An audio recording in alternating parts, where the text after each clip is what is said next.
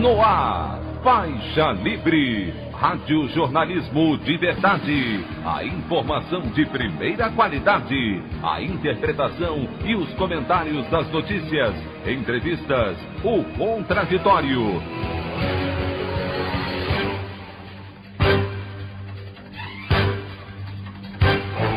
Tudo para aproximar você cada vez mais da realidade do Brasil e do mundo. Apresentação: Anderson Gomes. Com o fim do recesso do Judiciário, ministro do Supremo Edson Fachin revoga a liminar concedida por Dias Toffoli para que Procuradoria-Geral da República tenha acesso a dados da Lava Jato. Ministério Público Federal pede ao Superior Tribunal de Justiça para que se restabeleça a prisão de Fabrício Queiroz e de sua mulher Márcia Aguiar. Ministro da Cidadania Onyx Lorenzoni admite Caixa 2, faz acordo com a PGR e paga R$189 mil para encerrar processo. Essas e outras notícias, a edição desta terça-feira, 4 de agosto do ano de 2020 do programa Faixa Livre.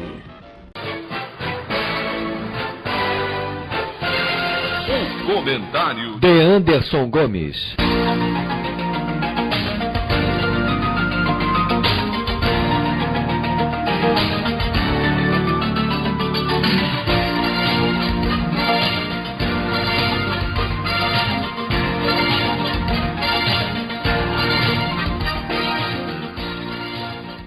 Bom dia, ouvintes.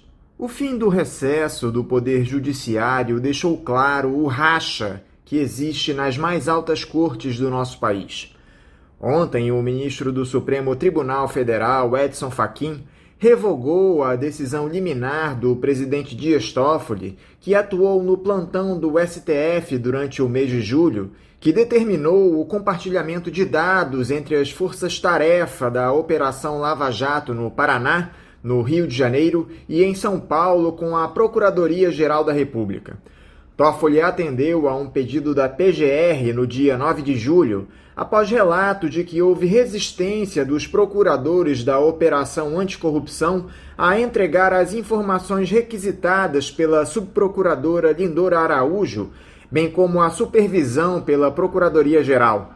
Pela decisão, as forças-tarefa deveriam entregar, abre aspas, todas as bases de dados estruturados e não estruturados utilizadas e obtidas em suas investigações, por meio de sua remessa atual e para dados pretéritos e futuros, à Secretaria de Perícia, Pesquisa e Análise do Gabinete do Procurador-Geral da República, fecha aspas. O parecer de Fachin tem eficácia retroativa, o que significa que eventuais dados compartilhados não poderão ser mais acessados pela PGR. Essas decisões conflitantes apenas mostram que a ala lavajatista dentro do Supremo Tribunal Federal fará de tudo para que a Força-Tarefa de Curitiba, com todas as denúncias que pairam sobre ela, seja preservada, mantendo esse processo de judicialização da política que foi colocado de maneira mais incisiva pelo ex-juiz Sérgio Moro. Outra iniciativa foi o pedido do Ministério Público Federal para que o ex-assessor da família Bolsonaro, Fabrício Queiroz, e sua esposa, Márcia Aguiar, voltem à prisão em uma penitenciária no Rio de Janeiro. Ambos foram beneficiados por uma decisão liminar do ministro do Superior Tribunal de Justiça, João Otávio de Noronha, e cumprem detenção em regime domiciliar. A demanda do MPF será analisada pelo relator do habeas corpus, ministro Félix Fischer, e pela quinta turma do STJ. Quem não deve estar gostando nada dessa história é o presidente Jair Bolsonaro e seus filhos, que veem na prisão de Queiroz o risco de que o ex-motorista da família, envolvido no escândalo das rachadinhas no gabinete de Flávio na Alerj, acerte uma delação premiada que comprometa o presidente da República. Para finalizar, a seletividade da nossa justiça mostrou-se mais uma vez presente nesse acordo entre o ministro da Cidadania, Onyx Lorenzoni, e a PGR, que diz respeito à não persecução penal de um caso de recebimento de Caixa 2 pelo político da empresa JBS nas suas campanhas eleitorais de 2012 e 2014. O titular do governo Bolsonaro pagou R$ 189 mil como prestação pecuniária em troca do encerramento da investigação. Afinal, a justiça aqui no Brasil só vale para os outros. A opinião do Faixa Livre. Bandeirantes, 1360. Estamos apresentando Faixa Livre. Voltamos a apresentar Faixa Livre. Estamos de volta, ouvintes, com isso da edição de hoje do programa Faixa Livre, que tem na sua produção a jornalista Celeste Sintra, auxiliada pela também jornalista Natália Moraes, tendo no comando do áudio o Francisco. Meu bom dia a todos. E meu bom dia também a você, que pode aqui participar nos enviando mensagens eletrônicas para o endereço ouvinte@programafaixalivre.com.br ou ainda registrando suas participações diretamente nas nossas redes sociais. No Facebook, nossa página é o Programa Faixa Livre. No Twitter e no Instagram, para deixar o seu recado, basta seguir os perfis @PGMFaixaLivre. Lembrando que as participações por telefone estão inviabilizadas, pois durante o período da pandemia do novo coronavírus, nosso programa está sendo gravado no dia anterior à sua veiculação. Pedimos desculpas aos nossos ouvintes que costumam interagir conosco desta forma, mas foi a maneira encontrada pela equipe do Faixa Livre para mantê-los informados sobre o que acontece no país e no mundo com essa nossa visão crítica, e ao mesmo tempo preservando a saúde dos profissionais que levam o programa ao ar.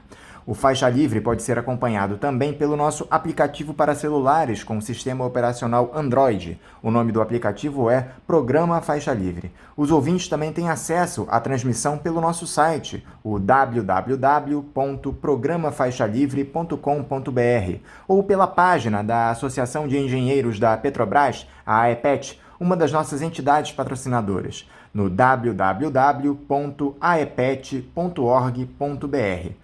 Para quem perdeu alguma das edições ou quer ouvir novamente o Faixa Livre, os áudios das entrevistas e editoriais estão disponíveis no nosso podcast, nos aplicativos Spotify, Deezer e Castbox.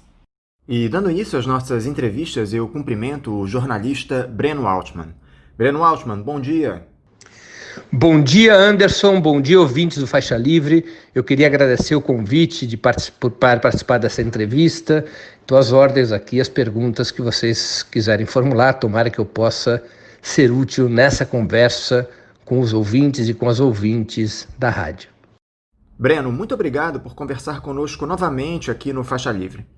Breno, enquanto Jair Bolsonaro adota na frente das câmeras aquela postura mais sóbria, sem atacar a imprensa e seus opositores, o governo segue atentando contra as liberdades democráticas. A última situação foi a divulgação daquela lista preparada pelo Ministério da Justiça e Segurança Pública com nomes, endereços e outros dados pessoais de servidores públicos que se posicionaram contra o fascismo. O tal do dossiê teria 579 nomes. Diversas entidades da sociedade civil manifestaram repúdio a esse tipo de ação do governo federal, Breno. Mas a questão é que nós temos visto esse tipo de ataque às liberdades democráticas em uma crescente na gestão Bolsonaro. Como é que você observa não só este episódio, mas essa escalada de autoritarismo no país? Essa investigação clandestina que atingiu quase 600 pessoas e que foi divulgada por vários veículos de comunicação, é mais um episódio de um processo de transição entre a democracia liberal, configurada pela Constituição de 1988, e o Estado policial que o bolsonarismo deseja construir. Nós temos que compreender quais são as características políticas do neofascismo representado pelo atual governo, representado pelo atual presidente da República. Ele representa, mais que tudo, uma ruptura com o regime político que ele herdou, no qual ele foi eleito, que é o regime da Constituição de 88, que nós poderíamos chamar de Sexta República, porque é a sexta Constituição brasileira. Ele quer a transição desse regime político, da democracia liberal, para um Estado autoritário que seja capaz de impor a agenda neoliberal no país. Há uma associação, portanto, entre neoliberalismo e neofascismo. E esta lista, esse tipo de investigação clandestina, é comprovação deste processo de transição. Um setor importante da burguesia, que apoiou e apoia Bolsonaro, chegou à conclusão de que não seria possível implementar essa agenda neoliberal sem ser com uma mudança do regime político, com todas as dificuldades que eventualmente terão pelo caminho. O neofascismo representa exatamente isso, a mudança do regime político.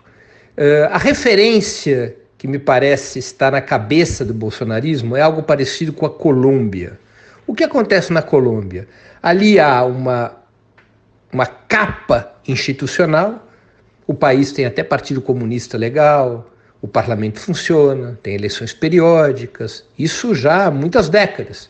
No entanto, sob essa capa institucional, o que efetivamente funciona na Colômbia é um Estado policial, paramilitar.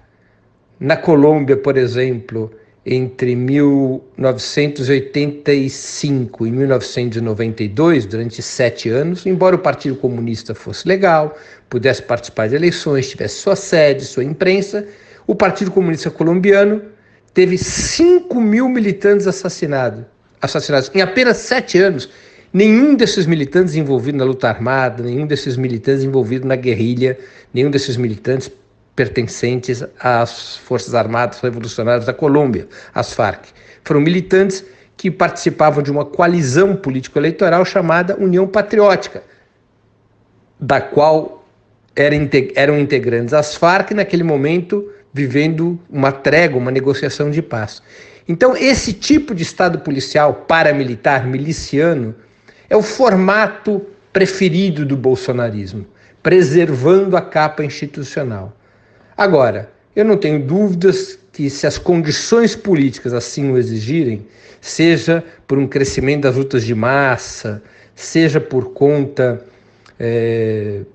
de uma crise institucional mais séria, o bolsonarismo pode transitar para uma ditadura aberta. Nesse momento, a espinha dorsal do seu governo já são as Forças Armadas. As Forças Armadas são o principal partido do governo Bolsonaro. Isso também é um componente muito importante na transição para esse Estado policial. Por falar nisso, Breno, eu queria te ouvir a respeito de 2 conceitos que supostamente estariam colocados para a população brasileira, mas me parecem cada dia mais atacados, que são justamente os conceitos de democracia e liberdade. Democracia efetiva, que se traduz como poder nas mãos do povo, nós não temos no país há muito tempo. Só que agora as nossas liberdades também estão sendo ameaçadas pelo governo que está aí. O mais impressionante disso tudo é que quem quer cercear as nossas liberdades individuais é justamente quem foi escolhido através de um processo democrático para comandar a nação. Qual é a sua avaliação para a democracia e liberdade no nosso país em um momento que vivemos, Breno? Primeiro, eu acho que seria importante diferenciar os 2 conceitos. A democracia é o poder do povo. Demo quer dizer povo, é uma palavra de origem grega que representa o poder do povo. A liberdade é um componente da democracia, não é o único e nem é o principal. O elemento fundante da democracia é como o povo participa e exerce a sua soberania. Quanto menos filtros existe entre o poder e o povo, mais ampla e mais profunda a democracia. Lembremos que quando a democracia é fundada na Grécia, em Atenas, ali existia democracia direta.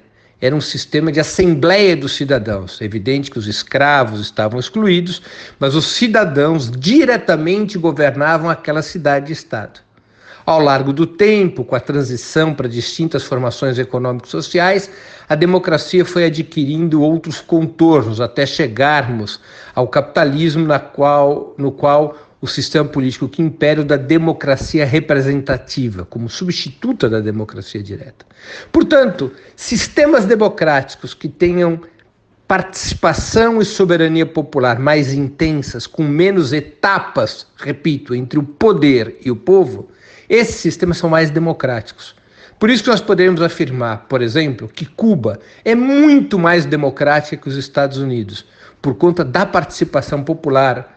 O povo está organizado em comitês de base, tem uma participação intensa desde o bairro até a vida nacional. Basta ver o que foi a discussão da última Constituição cubana, na qual mais de 6 milhões de cubanos, ou seja, mais de 50% da população, participou de alguma assembleia para discutir item a item a proposta de Constituição que havia sido primeiro aprovada no parlamento, depois enviada para consulta popular, depois retorna para um plebiscito e finalmente o plebiscito aprova a nova Constituição.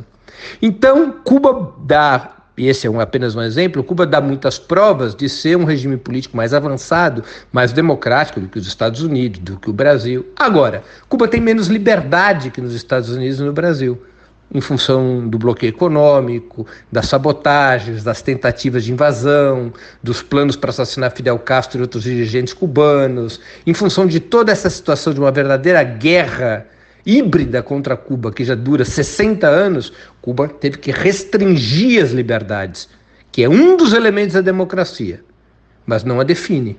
A democracia é o poder do povo. O ideal, no mundo ideal, democracia deveria ser combinada com alto grau de liberdade. Mas, nesse exemplo concreto, as circunstâncias de cerco e sabotagem contra Cuba impede a vigência plena das liberdades. A situação do Brasil é muito pior que a cubana, porque no Brasil não há democracia efetiva, ou seja, o poder econômico, a burla, elas têm impedido o exercício da democracia. Nossa Constituição é uma Constituição que desenhou uma democracia de tipo representativo. Basta ver que desde que foi aprovada, promulgada a Constituição de 88, nós tivemos apenas 2 plebiscitos, o plebiscito sobre forma de governo e república versus monarquia, parlamentarismo versus presidencialismo, e depois o plebiscito sobre armas. Esse instituto de participação popular nunca mais foi convocado. 2 vezes apenas, uma vez no início dos anos 90, outra vez no início dos anos 2000. O Brasil não tem institutos de participação direta do povo. A democracia aqui, como eu já disse, é muito contaminada, intoxicada pelo poder financeiro, basta ver o que acontece nas eleições. E, finalmente, a democracia foi atropelada pelo golpe de Estado de 2016. Houve uma ruptura da ordem democrática, da ordem constitucional. Para piorar, o governo Bolsonaro representa um ataque direto às liberdades. Se a democracia já foi pisoteada no Brasil, agora o ataque é contra as liberdades. E é necessário defender as liberdades para poder restaurar a democracia. Nós temos uma batalha pelas liberdades, em defesa das liberdades, para poder restaurar a democracia, o que pressupõe, na minha opinião, a eleição de um governo de esquerda e a convocação de uma nova Assembleia Constituinte. Nós precisamos de uma nova democracia, uma democracia sob a direção da classe trabalhadora. Esse processo de ataques à democracia e cerceamento às nossas liberdades individuais, Breno, se dá claramente por uma influência imperialista no Brasil, que não é algo novo. Já vimos isso na Operação Lava Jato, algo que tem se revelado nos últimos tempos com as denúncias de envolvimento de agentes do FBI na Força Tarefa e, evidentemente, em diversos outros momentos da nossa história. Mas esse processo se ampliou enormemente com o alinhamento automático do governo Bolsonaro aos Estados Unidos. Há algum remédio para esse mal que é a intervenção imperialista no nosso país, Breno? O imperialismo, especialmente o imperialismo estadunidense, ele é estruturante do atual quadro político brasileiro. Na verdade, nós temos um tripé: dominação imperialista, neoliberalismo e neofascismo.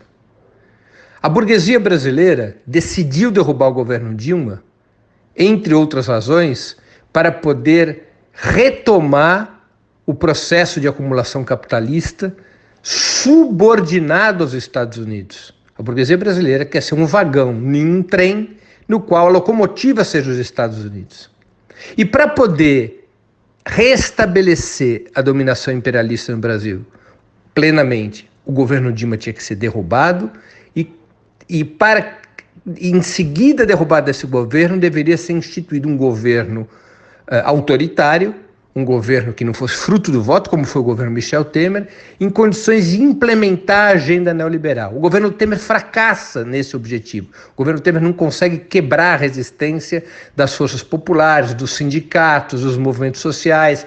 Caminhava, se Lula pudesse participar das eleições, caminhava uma vitória do Partido dos Trabalhadores nas eleições, e então a burguesia se reagrupa ao redor do neofascismo, completando esse triângulo.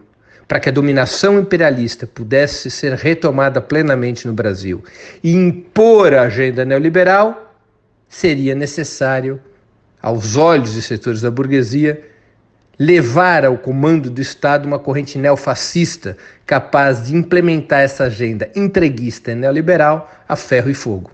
Qual é o papel da esquerda, Breno, diante de um cenário como esse de total subserviência do Brasil aos interesses estadunidenses?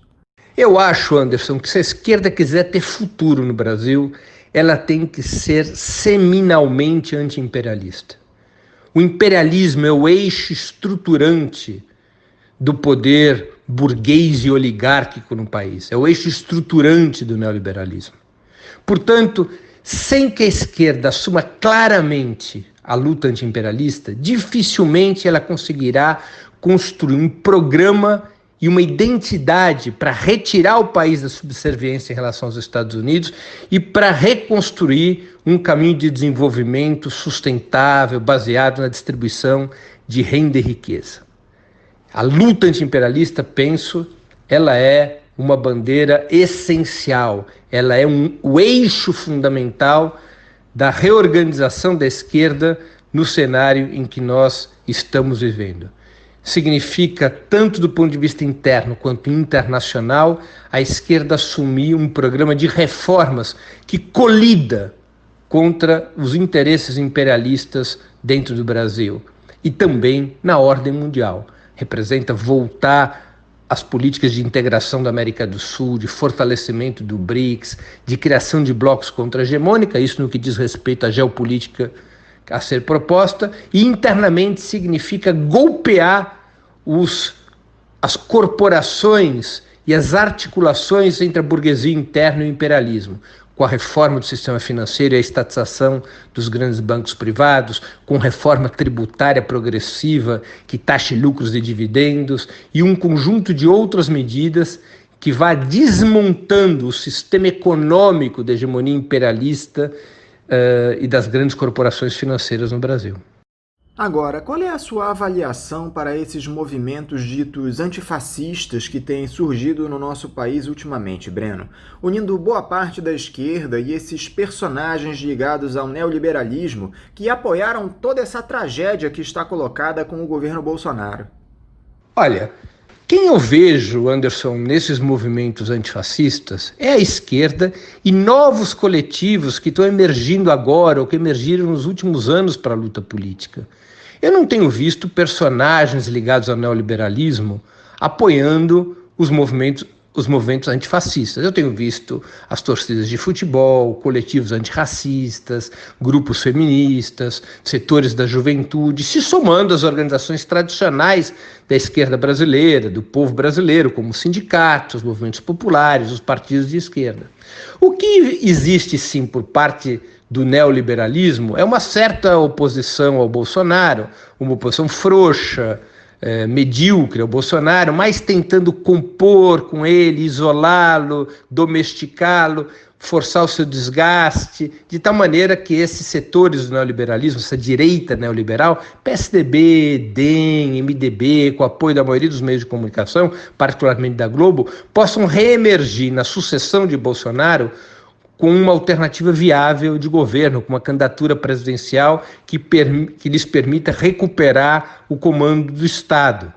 Eu não vejo esses personagens ligados ao neoliberalismo, portanto, aderindo, apoiando ou participando de movimentos antifascistas.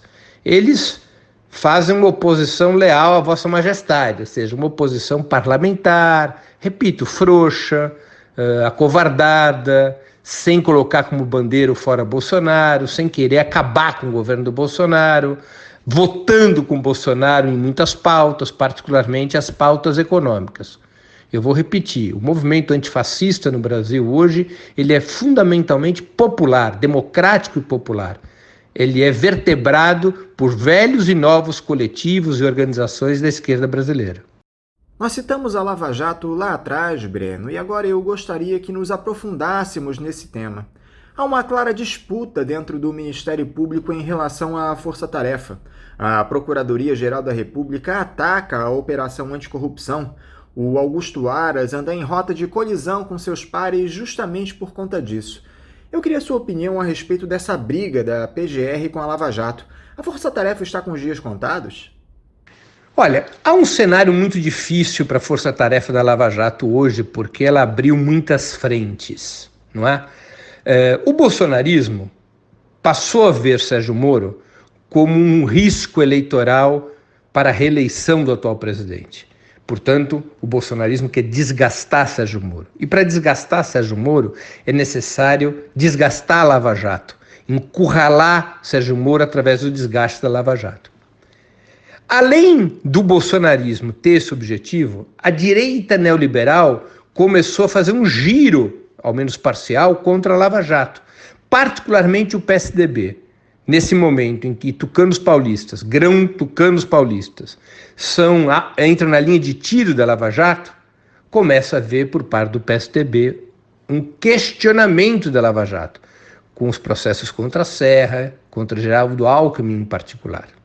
Além disso, nós temos a oposição tradicional das forças de esquerda à Lava Jato, que sempre denunciaram seu caráter ilegal, seu caráter de violação dos direitos constitucionais, de crime de lesa pátria, que tinha como objetivo entregar as empresas da cadeia de óleo e gás, destruir as empresas da cadeia de óleo e gás, incluindo a Petrobras e as empresas de engenharia nacional, para abrir espaço para as corporações multinacionais e para enfraquecer essas empresas brasileiras na disputa internacional contra companhias estadunidenses e de outros estados capitalistas centrais. Não é? As esquerdas sempre denunciaram a Lava Jato com essa característica, a serviço do imperialismo e a serviço da criminalização do PT e do ex-presidente Lula, para limpar a área, a vitória da direita no processo eleitoral que ocorreu em 2018.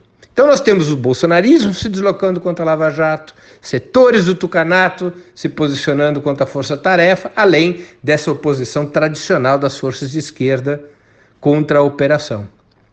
O Aras, além disso, é possível que tenha uma crença desde antes contra a Lava Jato e também talvez esteja cumprindo algum papel ao se bater contra a Lava Jato para ajudar que o bolsonarismo tenha um controle maior sobre o Ministério Público, sobre a Polícia Federal e até mesmo sobre os setores do Poder Judiciário. Esse controle é importante para a transição da democracia liberal ao Estado policial e também para proteger o clã Bolsonaro. Não vamos tirar isso de perspectiva, a necessidade de Bolsonaro de proteger sua família de eventuais processos movidos pelo Ministério Público, ou movidos pelas cortes judiciais, ou aceitos pelas cortes judiciais. Então, são um conjunto de frentes que se abriu contra a Lava Jato e isso, evidentemente, a enfraquece.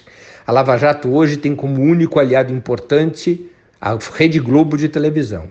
Até porque a Rede Globo quer preservar Sérgio Moro como uma das possibilidades da direita neoliberal para as eleições presidenciais ocorram quando ocorrerem essas eleições, antes ou em 2022. Então, é uma situação de enfraquecimento da Lava Jato. A Lava Jato entrou em defensiva.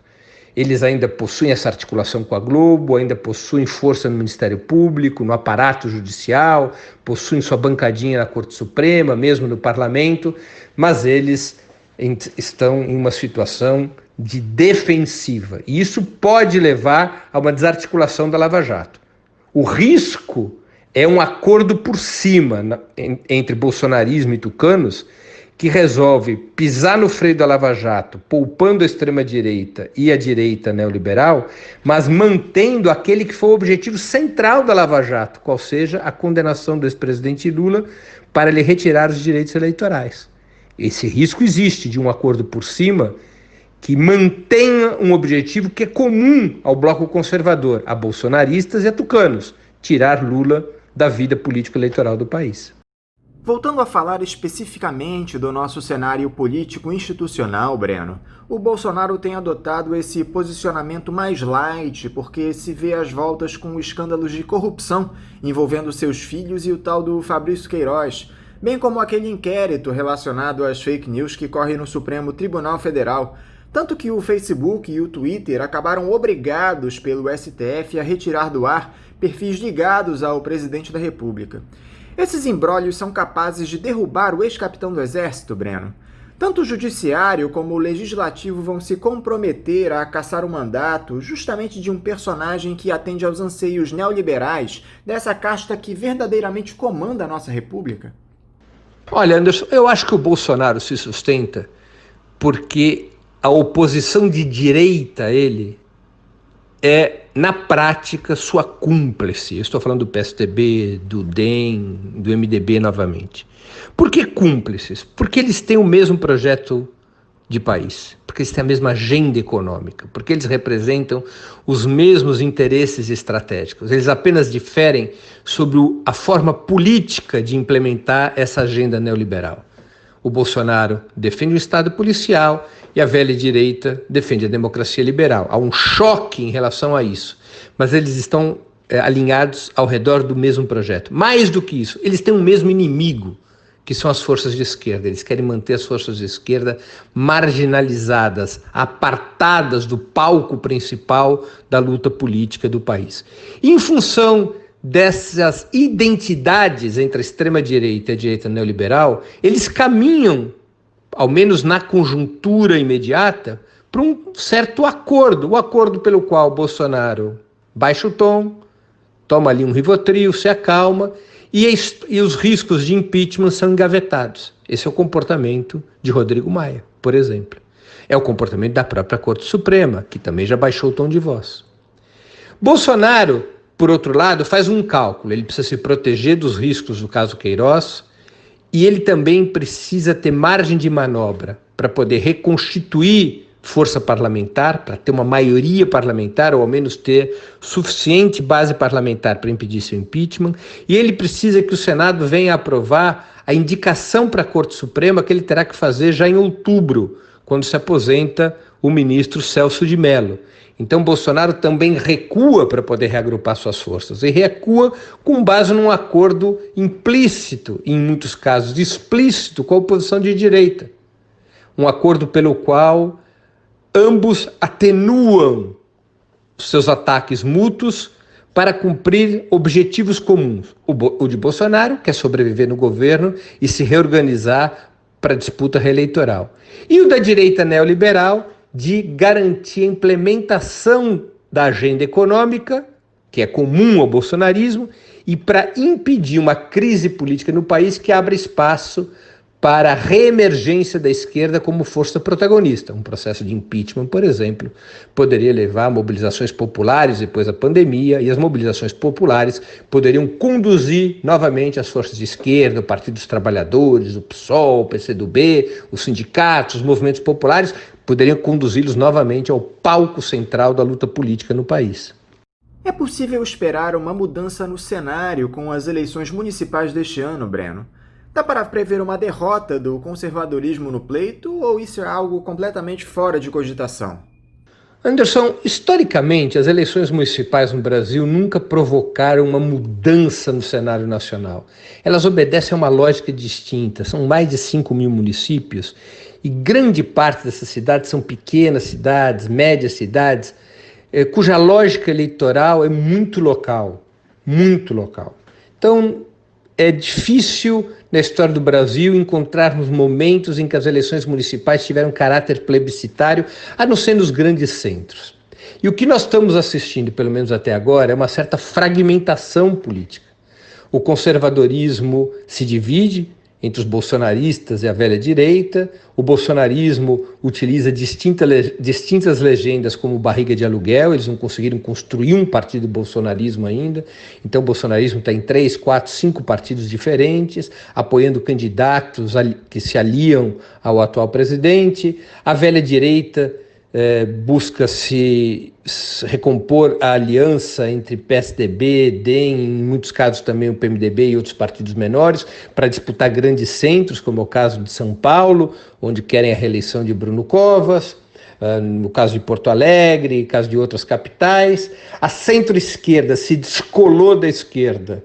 Eu estou aqui me referindo a PDT, PSB, e buscam construir candidaturas próprias em várias cidades do país, especialmente o PDT no Nordeste fez acordos com o DEM, há uma associação entre o PDT e o DEM para tentar reduzir a influência do PT no Nordeste, e a esquerda em alguns lugares vai sair unida, como é o caso de Belém, talvez seja o caso de Florianópolis, em outros casos vai sair dividida e com isso pode se enfraquecer. O cenário que nós tendemos a ter é um cenário fragmentado. Um cenário no qual o bolsonarismo cai em relação às eleições nacionais, um cenário no qual a esquerda pode ter um resultado delicado porque não conseguiu se unificar para disputar a eleição nas principais cidades, um cenário no qual a direita neoliberal pode ter vitórias importantes, como a eventual reeleição de Bruno Covas em São Paulo, mas também sem ganhar um fôlego exagerado para as disputas nacionais. Aos olhos de hoje, nós ainda estamos longe das eleições de novembro, o que nós temos é um cenário com baixa probabilidade de uma influência decisiva sobre o quadro nacional. Nós vamos ter um cenário de relativa fragmentação entre os 4 grandes blocos do país, os 2 blocos mais à esquerda, que é o bloco dirigido pelo PT em aliança com o PSOL e PCdoB, outro bloco que é centro-esquerda, PDT e PSB, um terceiro bloco que é a direita neoliberal, PSDB, DEM e MDB, um quarto bloco que é o bolsonarismo. Entre esses 4 blocos, creio que nós temos, aos olhos de hoje, uma certa fragmentação em relação aos resultados eleitorais. Portanto, de certa maneira, neutralizando as eleições municipais como fator de influência. Para encerrar, Breno, como é que você analisa essa notícia do encerramento das atividades dos sites Conversa Fiada, que foi idealizado pelo jornalista Paulo Henrique Amorim, falecido no ano passado, e o nocaute do escritor e também jornalista Fernando Moraes, justamente em um momento onde veículos independentes são cada vez mais raros devido a essa ditadura midiática imposta pela grande imprensa? Olha, Anderson, eu vejo com muita preocupação. São sites que tiveram um papel muito importante na luta contra o obscurantismo, na luta contra o golpe de 2016, sites feitos por jornalistas de grande histórico, de grande qualidade, amigos meus, aliás, Paulo Henrique Amorim, já falecido, o Fernando Moraes, que fundou o Nocaute, que é um jornalista dos maiores da história do país. Então, ver Conversa Fiada e Nocaute suspenderem atividades é um sinal muito ruim, é um sinal da ruptura da ordem democrática, é um sinal da ruptura da ordem constitucional, é um sinal do autoritarismo, porque o que está acontecendo com a imprensa independente é que ela não tem publicidade pública, ela não tem publicidade privada, há uma tentativa de asfixiar essa imprensa independente pelos recursos financeiros. O país não tem leis que protejam a imprensa independente, não tem critérios democráticos para a distribuição da verba publicitária, não tem, portanto, nenhuma ferramenta que garanta a pluralidade de imprensa no país. O fechamento do Conversa Fiada e do Nocaute representam que a moto niveladora favorável aos monopólios da mídia continua em plena ação, que nem mesmo os governos de Lula e Dilma conseguiram construir uma base sólida para a democratização da mídia, não criaram instrumentos que salvaguardassem a pluralidade, não criaram instrumentos que garantissem a sobrevivência da imprensa independente, que representa uma parte importante da cidadania, mas que essa parte vai perdendo voz quando sites como Conversa Fiada e Nocaute são obrigados a suspender suas atividades por razões financeiras. Creio que é um momento muito importante e que deveria haver uma ampla mobilização para sustentar os veículos independentes, com assinaturas solidárias, com crowdfunding, com vaquinhas para arrecadação de recursos, com publicidade dos governos estaduais e prefeituras. É necessário colocar no centro da agenda das forças progressistas do país uma operação para dar viabilidade a esses veículos independentes, ou nós corremos o risco de outros veículos virem a fechar, com um grave dano para o que resta de liberdades democráticas no país e com um grave dano ao povo brasileiro, que vai perdendo vozes que o representam na batalha de ideias e de informações. Breno Altman, muito obrigado por conversar conosco aqui no Faixa Livre mais uma vez.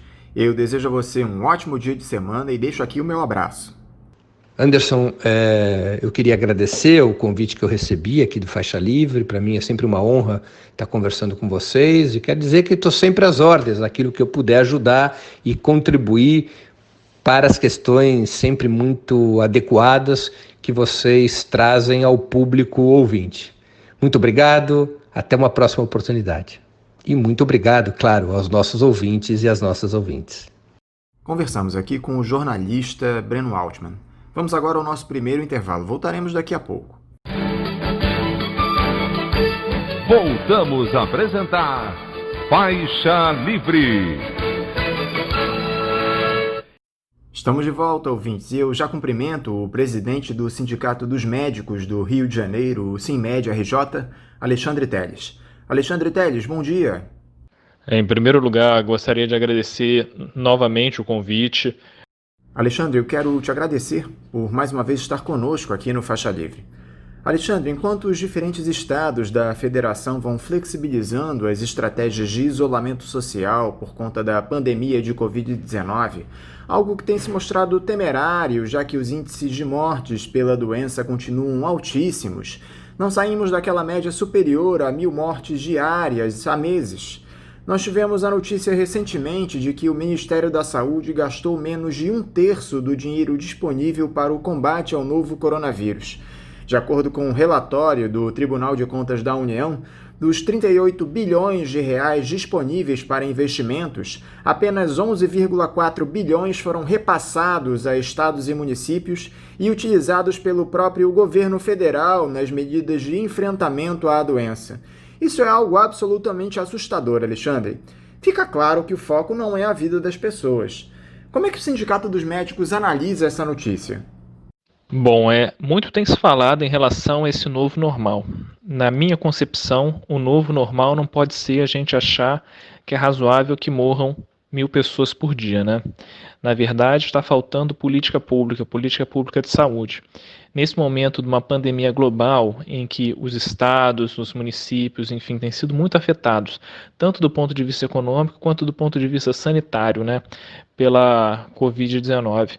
A gente esperava que o Ministério da Saúde tivesse um papel de protagonismo, né, enfim, fomentando políticas públicas, mas na verdade o que a gente tem visto não é isso. A gente tem visto a maior autoridade do país, o presidente da República, com falas, enfim, que a população já sabe, dizendo que é só uma gripezinha, dizendo que ele é forte, que não ia pegar, enfim, e promovendo aglomerações a todo momento, né? Isso é um mau exemplo, é um exemplo que, na verdade, ele não tem que ser replicado. A gente tem que repudiar esse tipo de atitude, porque isso, na verdade, prejudica, isso mata as pessoas, né? Porque as pessoas, quando elas estão nessas aglomerações, enfim, elas estão passando vírus, né? A gente sabe que uma pessoa contaminada por Covid-19 pode contaminar o R3, né? 3 pessoas, né? Então a gente tem que pensar muito bem nisso. A gente tem que conter a transmissão, né? A gente tem que adotar as medidas de isolamento e a gente espera também que tivesse, não tem tido, a gente esperava que tivesse medidas por parte do Ministério da Saúde para socorrer os estados e municípios. A gente sabe que há muito tempo, e aí a gente tem vários estudos que já demonstram isso, quando a gente analisa o orçamento, o governo federal proporcionalmente tem diminuído a cada ano sua participação nos gastos em saúde, e a gente tem medidas que foram aprovadas, enfim, inclusive com voto da família Bolsonaro e no governo Temer, né, como a emenda constitucional 95 que limitou o gasto em saúde, né? Então a gente tem visto cada vez mais uma diminuição do gasto federal na saúde e a gente tem visto os municípios extremamente sobrecarregados com os gastos em saúde. O SUS é responsabilidade das 3 esferas, as 3 esferas têm que investir. A gente sabe que dos nossos 5.000 municípios, a gente tem alguns, né, poucos, né, que tem uma equipe, uma infraestrutura em termos de secretaria de saúde para fazer políticas públicas, enfim, mas a gente sabe que muitos municípios não têm esse corpo técnico nas suas secretarias, né? Então a gente precisa de dinheiro, né? Porque o governo, a maior parte dos tributos, eles vão para o governo federal, a gente esperava que ocorresse essa distribuição, não ocorreu, mas fora isso a gente precisava desse corpo técnico do Ministério da Saúde produzindo essas políticas públicas para que fossem replicadas com base científica, obviamente, nos municípios do Brasil. A gente não tem visto isso, a gente tem visto uma descoordenação enorme, uma dificuldade muito grande nos municípios de médio e pequeno porte de adotar as medidas, né? E a gente tem visto um sufoco no orçamento desses municípios. É importante frisar que o Estado do Rio de Janeiro também não investe o mínimo constitucional para a saúde, né, de 12%. Isso é importante a gente frisar. A gente está passando uma crise muito grave nas unidades do Estado nesse momento. Então a gente tem um governo federal atrapalhado e atrapalhado não, né, na verdade, na minha visão, o que joga contra, né, as medidas científicas para o combate à pandemia, né, quando fomenta medicamentos sem evidências científicas, quando o presidente dá esses maus exemplos, enfim, que eu citei, e na verdade que não transfere recursos. As pessoas estão morrendo, né? A gente não pode esperar, enfim, mais meses e meses para que esse dinheiro seja liberado. Esse dinheiro tinha que ser liberado lá no início da pandemia, né? Para abertura de leitos, porque a gente tem muitos leitos fechados, inclusive na rede federal. Nós que somos do Rio de Janeiro, nós sabemos disso quando a gente vai visitar o Hospital Federal de Bom Sucesso, quando a gente vai visitar o Hospital Federal de Servidores, enfim, qualquer unidade federal. A gente sabe que esse dinheiro está fazendo falta ali para equipar essas unidades, para reabrir esses leitos. A gente sabe que os municípios e estados também têm muitos leitos fechados. O município do Rio de Janeiro tem leito fechado, o estado do Rio de Janeiro tem leito fechado, enfim, com déficit de insumos e, enfim, a saúde com um sufoco muito grande. O SUS, historicamente, ele é subfinanciado. A gente precisa reverter isso, a gente precisa ter um aumento de investimento na saúde, porque saúde é um direito de todos. Saúde não é um favor que um governante A, B, C, D dá para a população, né? Saúde é nosso direito e o SUS ele tem que prestar uma assistência de qualidade para a população, enfim, de maneira universal e integral. O que falta em uma situação como essa, Alexandre? Responsabilidade com o emprego do dinheiro público, empatia pelas pessoas que sofrem com a Covid-19, conhecimento técnico do titular do Ministério da Saúde para destinar as verbas de maneira adequada. Não podemos esquecer que temos um militar como ministro da Saúde há 2 meses e meio.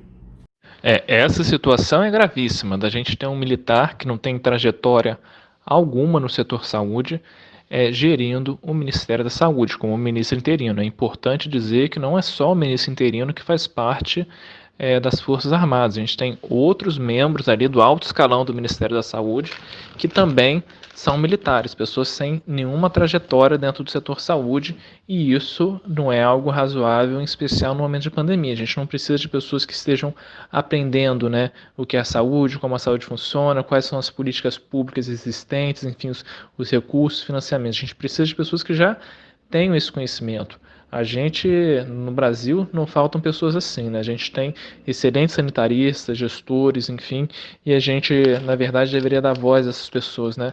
Em tempos em que a gente tem, que tem ecoado, né, no governo federal, condutas anticientíficas, condutas que, na verdade, não vão beneficiar a população, a gente precisa se pautar na ciência. A gente não tem visto isso. A gente precisa reverter. Falta o quê? Falta política pública. Falta uma política pública que, de fato, consiga efetivar o sistema de saúde para toda a população. A gente já sabe que a gente já tem problemas no SUS que são crônicos, né? Ou seja, que já existem há muito tempo e que essa pandemia só fez ficar mais claro para a população, enfim, agudizou essa situação que já existia. Mas a gente precisa, de fato, reverter essa situação. A gente precisa de dar um financiamento adequado para o sistema de saúde, né? E aí passa pela revogação da emenda constitucional 95, passa também para a gente ter gestores técnicos, né? Pessoas que conheçam o sistema de fato, que não estejam ali de passagem, enfim, aprendendo o que é o SUS. O SUS tem história, o SUS ele é construído não só para os gestores, né? Eu acho que tem faltado também ouvir os outros atores que são importantíssimos no sistema de saúde, como, por exemplo, os profissionais de saúde, como, por exemplo, a população. O SUS ele é controle social, o SUS é democracia. E é fundamental, em especial nesse momento de pandemia, em que todos nós, a população, os profissionais de saúde, estamos extremamente afetados, que sejamos todos ouvidos, né?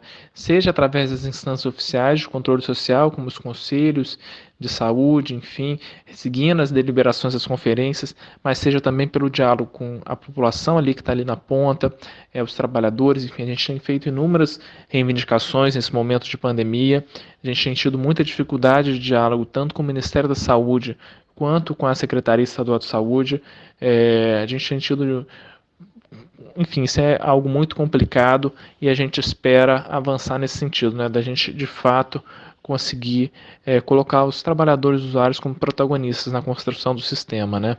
Porque na verdade são aqueles ali que estão na ponta, ralando ou utilizando o sistema no dia a dia que conhecem essas deficiências e eles têm que ser ouvidos, né? Então a gente tem que, na verdade, ter uma linha de financiamento adequada, estável, né? A gente não pode achar que as coisas vão, que a Covid, né, ela passou quando, enfim, tiver uma vacina e está tudo resolvido. Não, a gente precisa lutar pelo sistema de saúde com financiamento adequado, com políticas públicas e contra o desmonte, né, que vem acontecendo há muito tempo. A gente vê fechamento de leitos, um déficit históricos que a gente tem de leitos de unidade de terapia intensiva, enfim, mandatos judiciais que chegavam, enfim, a gente tem que lutar para que isso permaneça. Esses leitos de CTI que foram abertos permaneçam para a população brasileira, não tem que ser leitos provisórios, né? A população já sofre há muito tempo com isso. E cuidar de fato das pessoas. Não por acaso, Alexandre, os técnicos do Ministério alertaram o general Eduardo Pazuello a respeito da necessidade de isolamento social para conter a pandemia, algo que foi completamente ignorado por ele. Outro alerta feito pelo comitê da pasta diz respeito ao risco de desabastecimento de remédios contra a Covid-19 e ao excesso de estoque de hidroxicloroquina. Só que esse desinteresse flagrante da gestão federal pela ciência tem nos colocado em uma situação alarmante. Bom, temos visto ainda um número muito grande, né, mais de 1.000 pessoas indo a óbito por dia pela Covid-19, uma tendência de interiorização dessa infecção. A gente sabe que esses municípios de pequeno e médio porte têm uma rede, enfim, de saúde muito pequena, com uma dificuldade muito grande de acolher essas internações, ou porque não tem leito de CTI, porque não tem pessoal treinado, porque não tem infraestrutura. Então é muito importante, né, que o Ministério da Saúde ele forneça essa estrutura e que a gente trabalhe também na regionalização, ou seja, o município que consegue dar suporte para outro, já que o sistema é único, né, ele tem que dar suporte. O município do interior do estado que não consegue prover o leite CTI, manda para o município do Rio de Janeiro. Enfim, isso tem que ter pactuação e isso tem que ter coordenação, né, tanto das secretarias estaduais de saúde quanto do Ministério da Saúde. A gente não tem visto isso. Então, nesse momento, com esse com esse número muito grande de mortes, sabendo da transmissibilidade que a gente tem desse vírus, né? Então a gente precisa intensificar essas medidas de isolamento. A gente tem visto as flexibilizações, muita gente na rua sem máscaras, enfim, promovendo aglomeração. A gente tem visto autoridades federais fazendo a mesma coisa, incitando isso pelo seu exemplo. Então isso é ruim, né? Porque a gente tem pareceres técnicos que não são seguidos, né? E o Ministério da Saúde literalmente gasta dinheiro gasto, né? Gasta dinheiro, algo que não vai trazer benefício nenhum, que não tem evidência científica, que é a compra de cloroquina e hidroxicloroquina, enquanto a gente tem visto em diversas unidades faltando medicamentos que são básicos para terapia intensiva, como por exemplo a noradrenalina, antibióticos que são fundamentais, porque muitos desses pacientes eles cursam com uma co-infecção bacteriana também, então a gente tem que fazer o tratamento com antibióticos e a gente não tem visto esse investimento de fato. A gente tem recebido inúmeras denúncias de falta de medicamento e se falta medicamento é porque não houve planejamento prévio. A pandemia ela já estava anunciada desde o final do ano passado, né? Começou a transmissão na China, enfim, chegou ainda com 4 semanas de antecedência na Europa, já é tempo suficiente para os gestores terem se planejado, né? Terem comprado, enfim, ter feito essa previsão de estoque de medicamento, mas preferiram comprar medicamentos que não têm a menor evidência científica, né? Que na verdade coloca a população em risco grave de efeitos colaterais, né? Que podem prejudicar a saúde deles, ou seja, iatrogenia.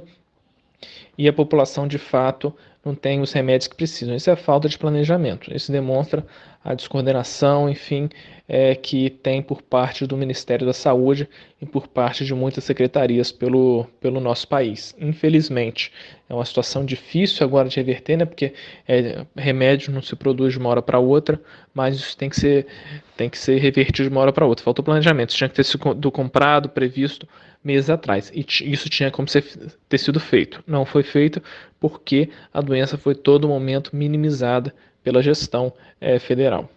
Por falar em hidroxicloroquina, Alexandre, a cada dia que passa vai ficando mais claro que esse medicamento que o presidente da República defende para o tratamento da Covid-19 se mostra totalmente ineficaz. Um estudo publicado pela revista The New England Journal of Medicine e feito com pacientes no Brasil mostrou que a hidroxicloroquina, mesmo quando acompanhada pela azitromicina, não resulta em qualquer evolução positiva no tratamento da doença. E o Bolsonaro teve a cara de pau de dizer que foi isso que o fez ficar curado do novo coronavírus. Na verdade, a maior parte dos pacientes, se a gente der água para eles, eles vão ter uma evolução benigna da doença, ou seja, não tomar remédio nenhum, entendeu? Tem um curso benigno da doença. A gente sabe que 5% dessas pessoas vão precisar de um leito de CTI, né? E 20% vão precisar de internação hospitalar, de um suporte. Então, essas pessoas a gente tem que ter, sim, noradrenalina, a gente tem que ter um antibiótico, caso de uma infecção bacteriana, a gente tem que ter um anticoagulante, né? A gente tem que ter, enfim, porque muitos fazem trombose, enfim, a gente tem que ter esses medicamentos. E esses medicamentos estão em falta, né? Em muitas das unidades.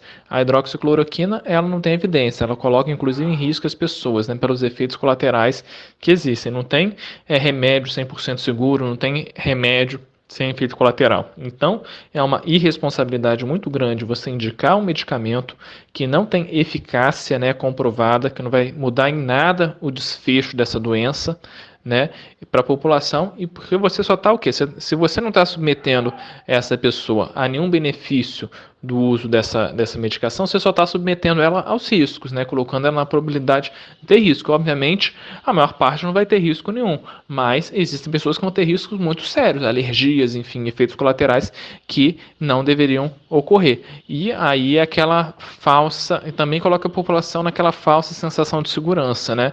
Já temos a hidroxicloroquina, já temos a cloroquina, o presidente tomou, fulano tomou, enfim, se curou, enfim, quando a gente sabe que a pessoa teria se curado mesmo sem hidroxicloroquina, não foi a hidroxicloroquina que mudou esse desfecho.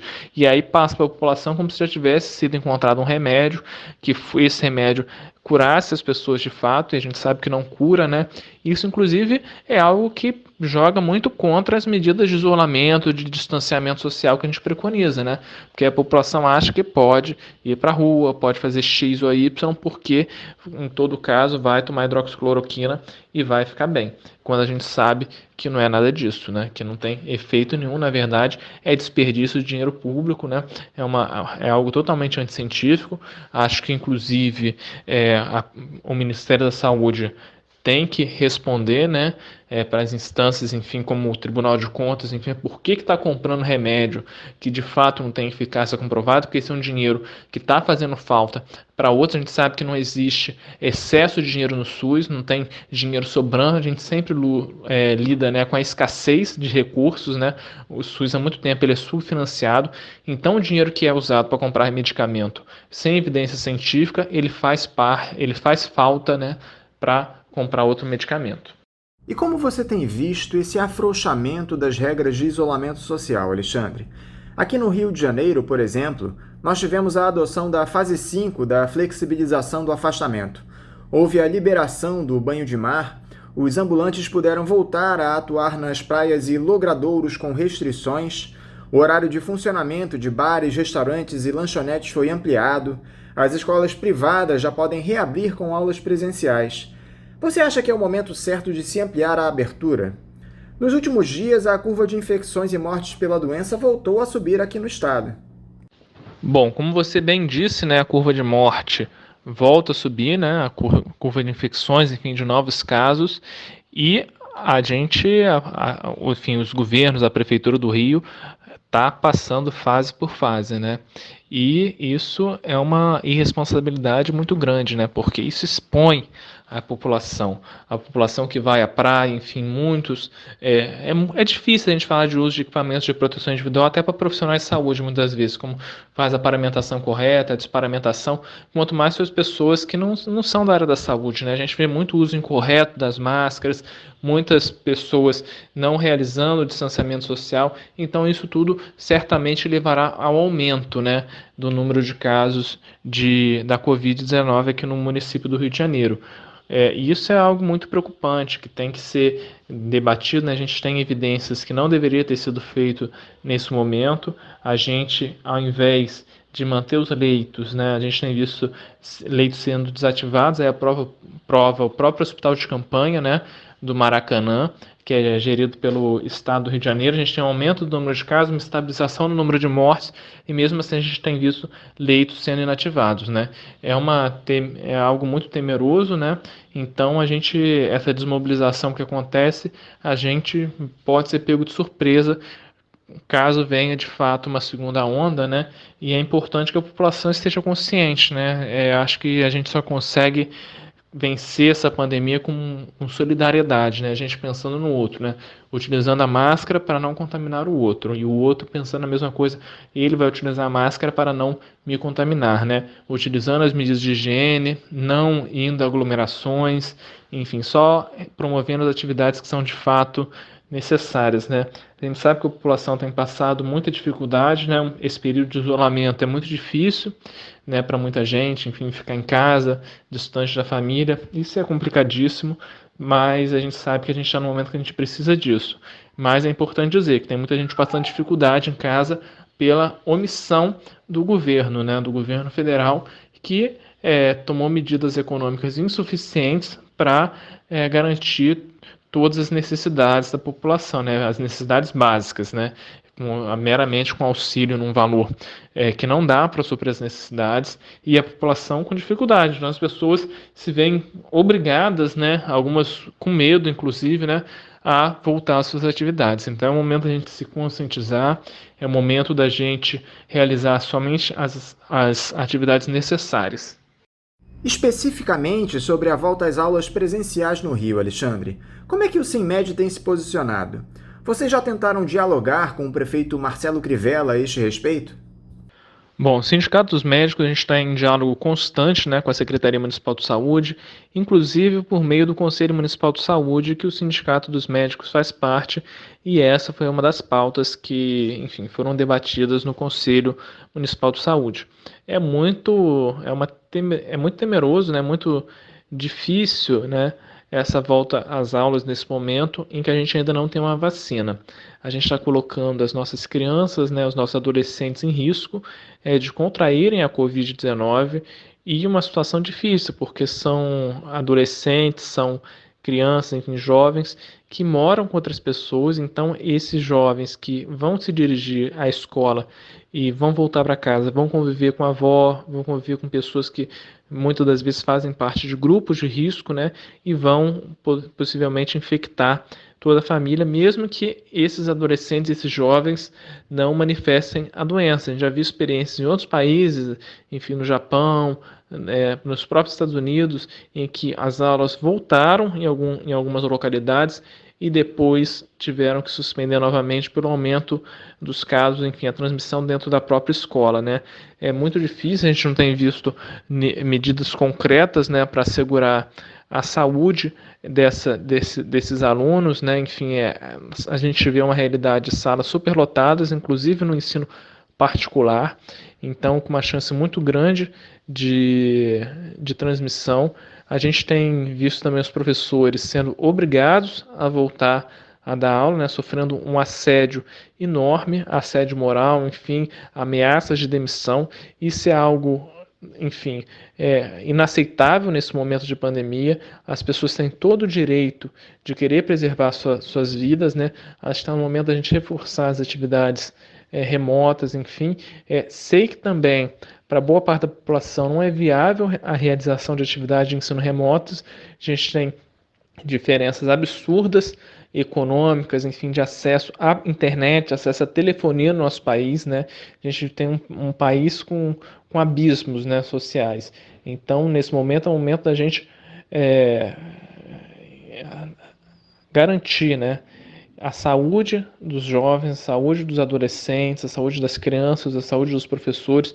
E aí eu falo não só a saúde física, né, de não se contaminar, mas a saúde mental, né, porque é aquela apreensão que todo momento pode se contaminar, não sei o quê. Se pra gente, né, que é adulto, já é muito difícil utilizar corretamente a máscara, utilizar as medidas, fazer as medidas de isolamento, enfim, a criança vai chegar lá, um adolescente vai querer abraçar, vai querer festejar com o colega que está ali do lado, não vai ter uma compreensão correta de como utiliza essa máscara, né? Então é algo irresponsável, né? Que a gente está colocando essa população com risco enorme de transmissão e com a possibilidade de levar esse vírus para casa, né? E daí pode sim surgir uma segunda onda.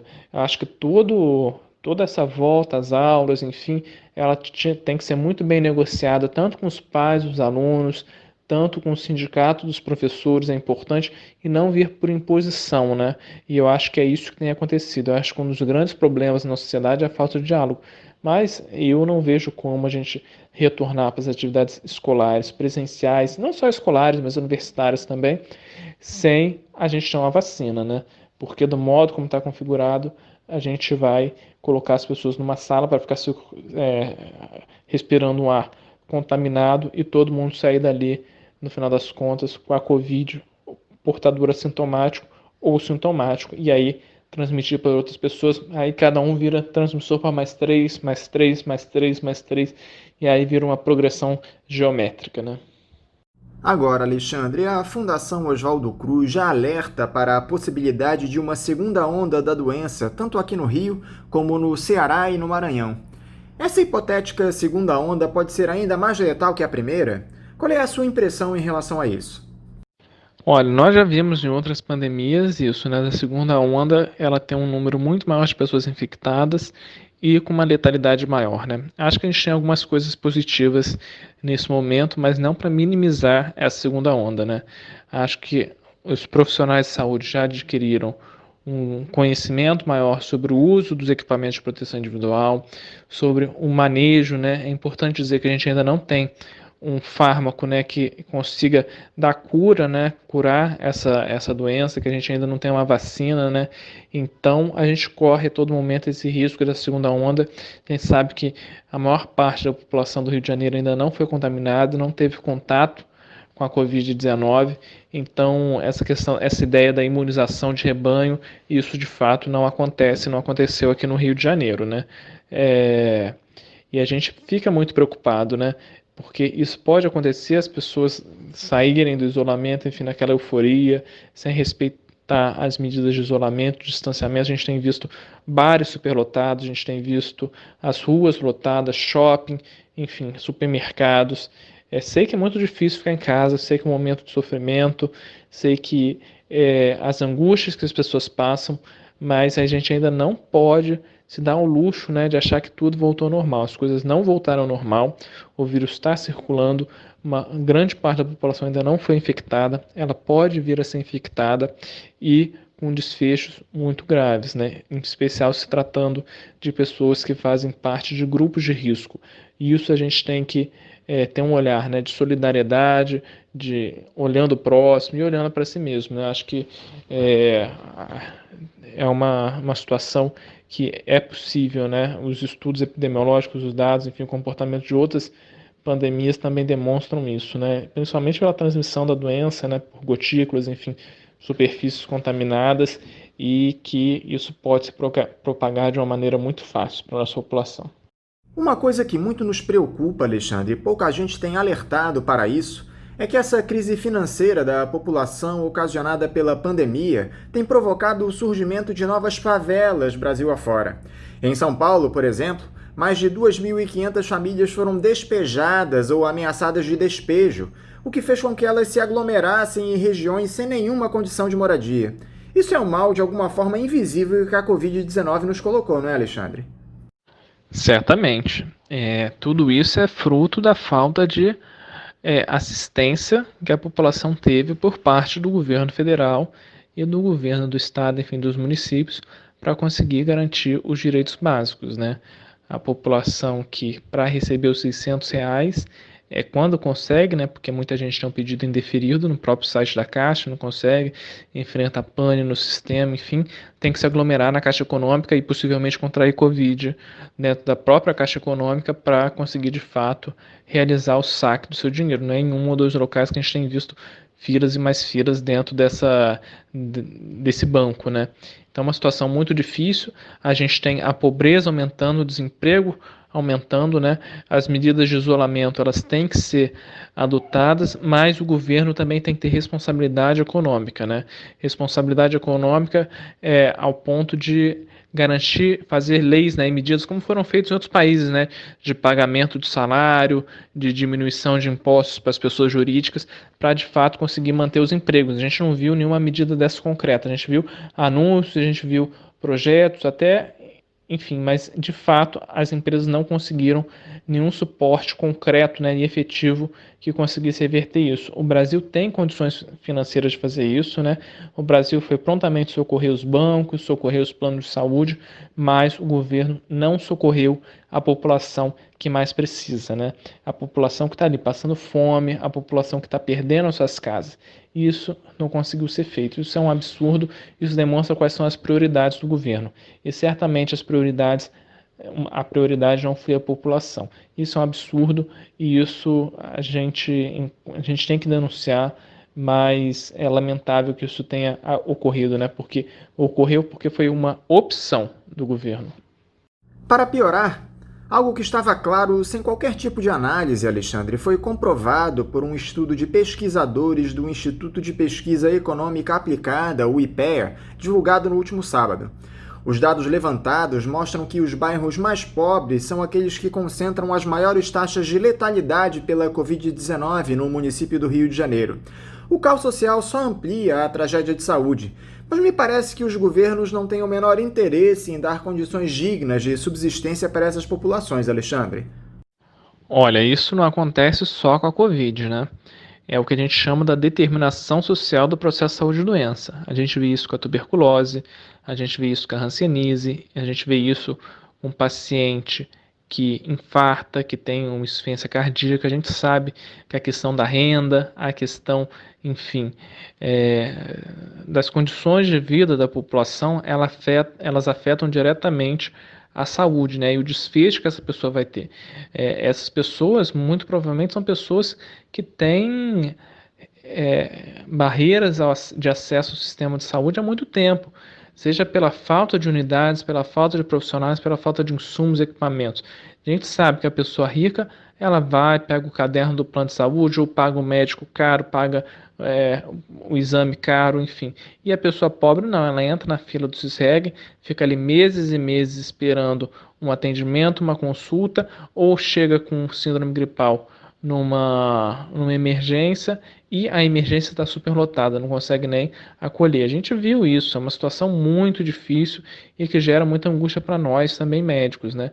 Que fizemos juramento de cuidar das pessoas, é isso que a gente gosta de fazer, é isso que a gente quer fazer, mas infelizmente a gente, pelo subfinanciamento, pelo sucateamento que os governantes fazem com o sistema único de saúde, a gente não consegue fazer.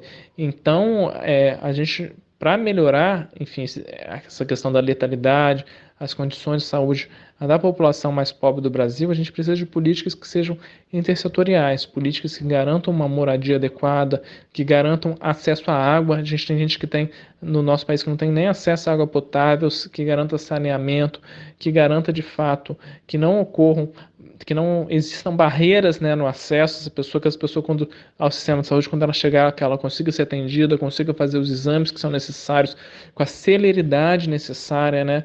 Enfim, a gente precisa garantir também a segurança alimentar e nutricional que as pessoas têm, ou seja, essa pessoa que está há anos e anos sem conseguir um médico para acompanhar a insuficiência cardíaca dela, ela tem uma letalidade, enfim, por ser grupo de risco, muito maior do que a população em geral, né?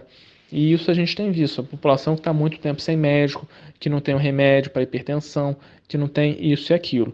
E, infelizmente, isso impacta, né? Impacta muito, isso faz muita diferença para a letalidade. A pessoa não tem acesso, quando chega não tem um profissional de saúde ou não tem um remédio, mas isso é fruto de opções do governo. Opções do governo que preferiram não realizar concurso público para profissionais de saúde, não aprovar plano de cargos, carreiras e salários, que não planejaram a compra de insumos e remédios, enfim, e que também não traçaram políticas intersetoriais, tanto de moradia, de acesso à água, de assistência social, para garantir as condições de saúde dessa população. Com relação a essas vacinas que estão sendo testadas aqui no Brasil contra a Covid-19, Alexandre, você tem mais esperanças em relação a alguma delas? E dá para fazer uma previsão de quando teremos a produção de um imunizante para o novo coronavírus no mundo? Temos visto avançar pelo mundo todo inúmeras pesquisas, enfim, Estados Unidos, Rússia, que sendo testado no Brasil a vacina de Oxford, né? E, enfim, é uma esperança, né? Então, já estão na fase 3, enfim, fase de teste em seres humanos, e espero que rapidamente a gente tenha essa vacina disponível para toda a população, né? Acho que, enfim, não é algo a curto prazo, né? É algo a médio prazo. Acho que no final do ano, enfim, início do ano que vem, sendo otimista da gente conseguir, né? Mas isso sendo bem otimista, que senão a gente vai ficar só lá para março, abril, isso correndo bem em todas as fases. Mas espero que avance e além da questão de conseguir concluir as fases, né, de forma segura, enfim, uma vacina que não tem efeitos colaterais, que garanta segurança para todas as pessoas, a gente tem também o desafio de conseguir produzir em larga escala, né, para conseguir cobrir toda a população. E aí tem que falar de uma outra fortaleza no SUS. O SUS tem uma rede de distribuição de vacinas avançadíssima, né, uma das melhores do mundo. Então, a gente tendo essa produção em larga escala, o SUS consegue dar conta, né, de imunizar a população do Brasil. Mas temos que esperar para ver. Espero que essas vacinas avancem, né, que é uma solução para a gente, de fato, conseguir retomar a nossa vida ao normal.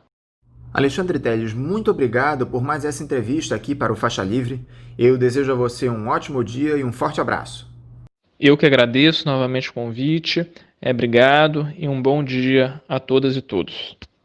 Conversamos aqui com o presidente do Sindicato dos Médicos do Rio de Janeiro, o SINMED-RJ, Alexandre Telles. Vamos agora a um novo intervalo. Voltaremos daqui a pouquinho. Voltamos a apresentar Faixa Livre. Já voltamos, ouvintes, e agora eu saúdo o professor de Direito Ambiental, analista do Instituto Chico Mendes de Conservação da Biodiversidade, o ICMBio, e diretor da Associação dos Servidores de Carreira de Especialistas em Meio Ambiente do Rio de Janeiro, a ASIBAMA-RJ, Rogério Rocco. Rogério Rocco, bom dia. Bom dia, Anderson. Bom dia aos ouvintes do programa Faixa Livre. É um prazer estar aqui com vocês mais uma vez para discutir as questões ambientais que, infelizmente, pautam as notícias de retrocessos, né? Gostaríamos de conversar sobre como avançar na proteção ambiental, na garantia do meio ambiente ecologicamente equilibrado, da qualidade de vida, mas infelizmente vivemos um momento de grandes retrocessos e vamos então falar sobre esse assunto hoje. Rogério, muito obrigado por mais essa entrevista aqui no Faixa Livre. Rogério, a tragédia provocada pelo governo Bolsonaro atinge também o nosso meio ambiente. Nós já conversamos aqui no programa recentemente a respeito disso, mas agora temos dados mais atualizados desse cenário de destruição. De acordo com o Instituto Nacional de Pesquisas Espaciais, o INPE, houve um aumento de 28% dos incêndios na região amazônica no mês de julho, em relação ao mesmo período de 2019. Foram identificados este ano 6.803 focos, em comparação com os 5.318 na medição anterior. Isso só deixa claro, Rogério, que a boiada continua passando. Exatamente, Anderson. a fala do antiministro Ricardo Salles naquela fatídica reunião de 22 de abril que veio a público, reunião ministerial de 22 de abril que veio a público, ela representa muito bem o projeto desse governo, que é exatamente aquilo que ele falou: desregulamentar a proteção do meio ambiente para abrir a porteira para a boiada passar. Boiada no sentido das atividades que consideradas ilícitas, né? Não a pecuária em si, mas a criação de gado em unidades de conservação, o avanço da pecuária e da agricultura para áreas protegidas, tanto as unidades de conservação quanto as chamadas áreas de preservação permanente, o licenciamento de atividades com alto impacto sobre o meio ambiente, a regularização das áreas públicas invadidas e griladas por criminosos que atuam especialmente na Amazônia e usam da violência física armada para afastar muitas vezes populações tradicionais, agricultores artesanais que sobrevivem, né, nessas áreas há décadas, às vezes até há séculos, pequenos agricultores que desenvolvem agricultura de subsistência para dar lugar para atividades ilícitas altamente degradantes, que vão entrando no mercado a partir da omissão e às vezes até da conivência de órgãos que deveriam reprimir esses processos. Então, já na campanha eleitoral, o então candidato Bolsonaro avisava que faria isso e ele vem apenas materializando o que era seu programa de governo na área ambiental, que é o absoluto desmonte, que é a perseguição a servidores da área ambiental, e que isso repercute não só como discurso, como a ação discursiva do governo, ela provoca resultados concretos. Então, não só o discurso a favor dessas atividades ilícitas, como as ações de desmonte dos órgãos ambientais, de desmobilização das ações de controle e fiscalização, elas vão repercutir. Enquanto não pararem esse governo, elas vão continuar aumentando, expandindo e comprometendo o grande patrimônio ambiental brasileiro. O pior, Rogério, é que essas medidas do governo prejudicam os investimentos externos no Brasil. Uma série de países tem evitado colocar dinheiro em nações que não respeitam o meio ambiente. Essa política destrutiva do governo federal afeta diretamente a nossa economia. Sim, a economia hoje não é mais vista de forma separada da ecologia. A produção depende de insumos, de matéria-prima produzida pela natureza, mas também a própria sobrevivência da espécie humana, se a gente quiser só resumir a importância das espécies a nós mesmos, ela também depende do equilíbrio ecológico. Então, para que a gente tenha água em quantidade e qualidade suficientes para abastecimento e dessedentação humana e dos animais de cria, né? Os animais que nós produzimos. Nós precisamos de fertilidade do solo, nós precisamos da diversidade biológica, que serve de matéria-prima também para a produção de alimentos, de cosméticos, de medicamentos. E nós precisamos também do equilíbrio ecológico para garantir a saúde, da humanidade. Afinal, essas séries de a atual pandemia e várias doenças, como foram a gripe aviária, a gripe suína e outras tantas, elas têm origem no desequilíbrio ecológico. Portanto, não há economia e não há vida no planeta, não há garantia da sobrevivência humana sem o equilíbrio ecológico. Então, as grandes potências econômicas, as grandes estruturas econômicas globais, elas hoje entendem a obrigação que elas têm de zelar pelo equilíbrio ecológico, porque todos nós dependemos dele. Portanto, quando o Brasil assume uma posição de atraso, resolve retroceder 40, 50 anos no modelo de tratamento da questão ambiental, indo aos primórdios dos tempos pré-conferência de Estocolmo, na década de 60, quando a questão ambiental de fato passava ao largo de qualquer preocupação, isso só vai trazer prejuízos ao Brasil. Vai gerar desemprego, vai gerar a queda da nossa balança comercial, vai complicar as relações internacionais e os investimentos de países estrangeiros no Brasil. Então, nós já tivemos alguns cortes de investimentos em política ambiental, é evidente isso, por enquanto, afeta diretamente apenas as ações de proteção do meio ambiente, mas elas já sinalizam, e o mercado tem sido firme nesse sentido, de apontar que as nações não vão aceitar manter as relações que existiam com o Brasil em razão da adoção desse retrocesso. O acordo da União Europeia com o Mercosul, ele não está saindo, ele estava pronto para ser finalizado, porque há países da Comunidade Econômica Europeia que não estão aceitando, nas atuais circunstâncias, fazer investimentos no Brasil. E exatamente pelo motivo de que o Brasil está retrocedendo no tratamento dado à questão ambiental.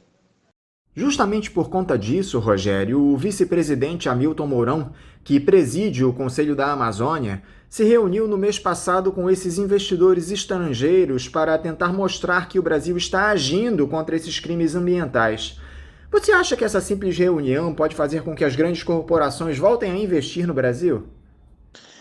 O Conselho da Amazônia, o Conselho Nacional da Amazônia, ele hoje não representa também nenhum tipo de iniciativa positiva. A própria reestruturação do Conselho, do que ele era antes para o que ele é agora, já demonstra qual é o compromisso que o governo brasileiro tem com a questão ambiental, porque o IBAMA, que era membro do Conselho, foi retirado. Então, que Conselho da Amazônia pode ser considerado sério sem IBAMA, sem ICMBio, que são órgãos que têm uma grande responsabilidade nas ações de combate aos ilícitos ambientais ocorridos na Amazônia? Que quem pode levar a sério operações caríssimas, com orçamentos milionários, como as da garantia da lei e da ordem na Amazônia, instituídas a partir do ano passado e mantidas quase que em caráter permanente, já prometidas para serem mantidas até o final do governo, ou seja, o que deveria ser uma medida temporária para corrigir rumos, está se consolidando como uma medida permanente, e que entrega o comando ao Exército, comando das ações de fiscalização ambiental ao Exército, excluindo IBAMA e ICMBio. Que ações dessas podem ser levadas a sério? O Exército não tem competência legal nem competência técnica para realizar esse tipo de comando. O Exército Brasileiro ele tem funções definidas pela Constituição. Ele é um órgão importante, tem uma grande importância para o país, historicamente, na atualidade e para o futuro do país. Porém, está se apequenando ao assumir, através de oficiais da ativa, os comandos de instituições civis, de ações civis na estrutura pública. Isso é gravíssimo do ponto de vista da legalidade, do ponto de vista da eficiência, agora, do ponto de vista ético. Agora também a questão é que o Exército, sendo colocado em funções que não são as de sua competência, vai realizá-las com resultados pífios e custos muito maiores, e é o que está acontecendo com a garantia da lei e da ordem na Amazônia. As operações do Exército são caríssimas e elas não apresentam praticamente resultado nenhum. Com esses recursos, tendo à frente IBAMA e ICMBio, a gente teria resultados concretos, resultados reais de combate aos crimes ambientais na Amazônia. Então, qualquer um que venha de fora, qualquer um que seja minimamente bem informado no Brasil, sabe disso. Então não adianta o vice-presidente Mourão se reunir com esses investidores e fazer discurso bem estruturado e bem montado, apresentar números maquiados, porque esses investidores eles não são bobos, não são crianças, a gente não está tratando com gente infantilizada, desinformada e ingênua. Eles sabem o que está acontecendo.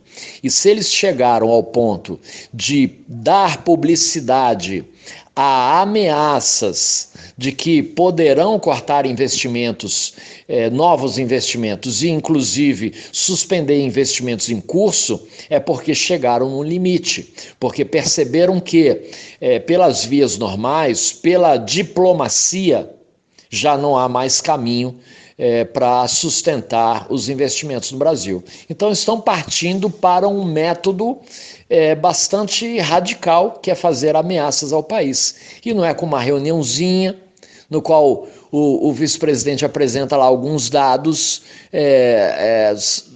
fictícios, que eles vão dizer, tudo bem, acreditamos que o Brasil está no caminho certo. Não, não é. Nós estamos afundando a possibilidade de manter o Brasil nos patamares econômicos que marcou a nossa economia nas últimas décadas. Uma economia, um país respeitado, apesar de todos os problemas, um país internacionalmente respeitado e que sempre foi foco de investimentos, porque somos um país com uma grande potência econômica. Somos um país de dimensões continentais, não é qualquer país que tem essas dimensões, são pouquíssimos.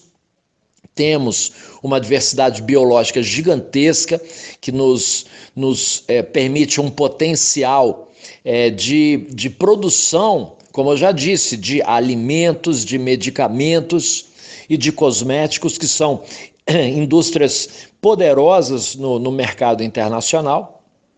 Temos solo fértil, clima temperado e água em abundância.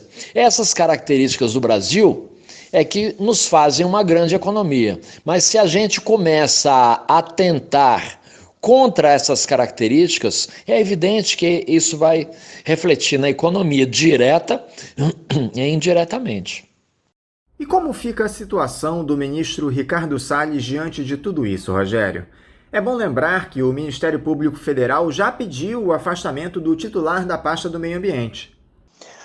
Olha, Anderson, de fato o Ministério Público Federal pediu o afastamento do titular da pasta de Meio Ambiente, o antiministro Ricardo Salles, condenado já, antes de assumir como ministro, condenado por improbidade administrativa ao fraudar o zoneamento de uma unidade de conservação quando era secretário de Estado do Meio Ambiente lá em São Paulo.